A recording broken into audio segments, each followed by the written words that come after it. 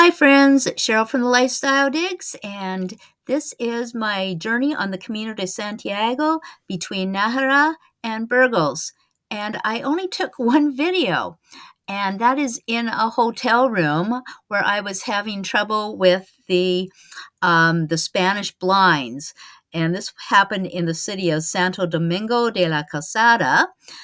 And usually I stayed in albergues in bunk beds and dormitories, but sometimes it's nice to have a private room with your own private bathroom and shower for the night. So every few days I book this. Okay, so I'm in this little town in the north of Spain called Santo Domingo de la Calzada, and I just have a really small bedroom, but it's got a balcony. So I figured out, I can open up the curtains, and then there's this thing over here, and I can operate this other blind that comes down. But now I can't figure out how to get it to come down. I've been trying brute strength, and it hasn't come down, and there doesn't seem to be any other type of mechanism that would bring this sucker down. Like I was able to roll it up. It's like shutters. It's like, those storm shutters, but it's probably just to keep the heat out. It's like 30 degrees here.